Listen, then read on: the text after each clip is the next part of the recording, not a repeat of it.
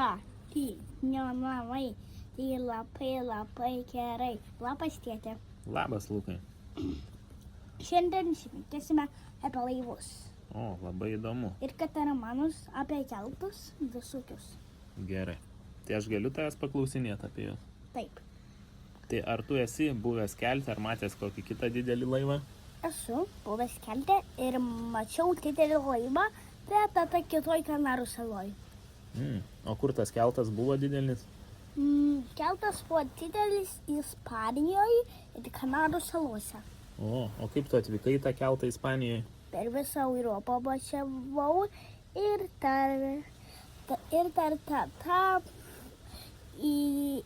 važiavau į keltą, važiavau pirmąjį laivų uostą, padavė bilietą, laukėme eilėje ir po to važiavom į keltą. Su mašina? Taip. O tai kur tu miegojai tam kelte? Mašinoje? Ne, kajutėj. Kajutėj? O kaip ten viskas atrodė toj kajutėj? Viskas kaip dirbtinė tiesiog. Dirbtinė kajutė buvo?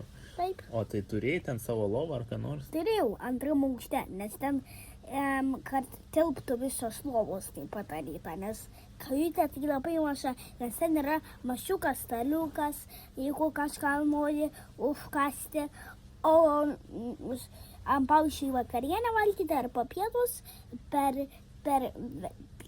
valkai kavinai, nes ten didelis labai kavinės yra, labai didelis. Supratau. O klausyk, o tai dar keltų mes kažkur kitur esame matę? Taip. Kur? Netoj. Taip. Fuerteventurai ir kitoj Kanarų saloje. Supratau. O kaip tu galvoji, žiūrėk, laivai tie tokie dideli, metaliniai, kaip jie plūduriuoja vandenį, nors yra sunkus, bet nenuskęsta? Dėl to, nes jie turi pasvirusi į priekį ir pasvirusi šonus, o galą labai mažai pasvirusi taip. O kokias dar laivo dalis žinai?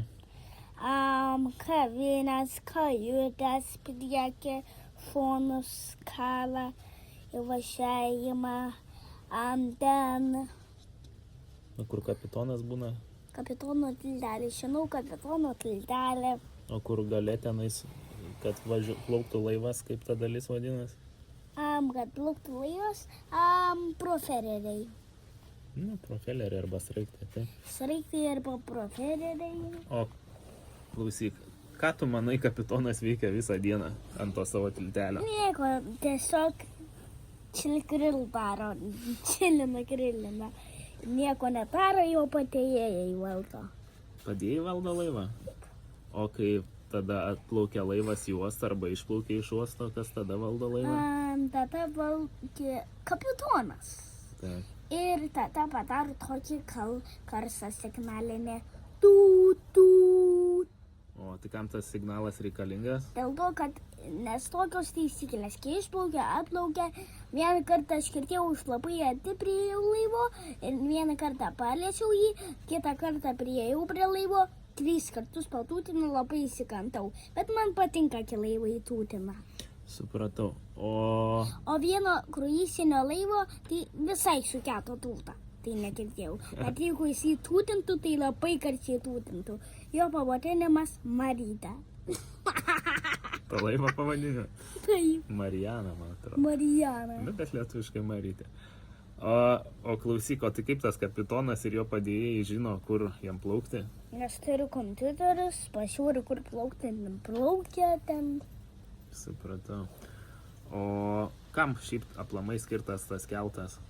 Kad jeigu kažkas nori per vandenyną ilgą keliauti, tai reikia kelto, kruizinio laivo, purlaiviai sunuomoti. O mes norėjom plaukti per Atlantą į Kanarų salas iš Ispanijos. Ir tada mes turėjom keltą ir mes su juo nuplaukėm. O kaip to kelto pavadinimas? Ciutat de Valencia. Aišku, čia ispaniškai, ne? Taip. O de Valencia yra ispaniškas miestas. O tas šitas keltas pagamintas Italijai, nes Ispanija arti Italijos tiesiog. bet nežinau, kaip jis parkabentas pats turbūt atplaukia. Aišku. O klausyk, tu dar sakai, yra kruiziniai laivai, o tai kuo skiriasi kruizinis laivas nuo kelto ir kas plaukioja kruiziniais laivais ir kas plaukioja keltais? Kruiziniais laivais plaukia turistai, o keltais plaukia mažesniais tai ilgiau tie keliautojai. Mhm. O tai kokį tu dar norėtum laivų plaukti be didelio kelto? Burlaivių, valtim, Valtim? kruizinių laivų. Supratau. Nu, valtim irgi plaukia, atsidėni tas dėdė per Atlantą lietuvis. Aha. Bet gal mes geriau su valtim per Atlantą kol kas neplaukiam. Bet tada mažytė valtelytė, oi, apsiverčiu. Ne, geriau, kad nesiverstų. Tai gerai, tai ačiū už pokalbį. Prašom. Na, jo, davai, tai labai gerai.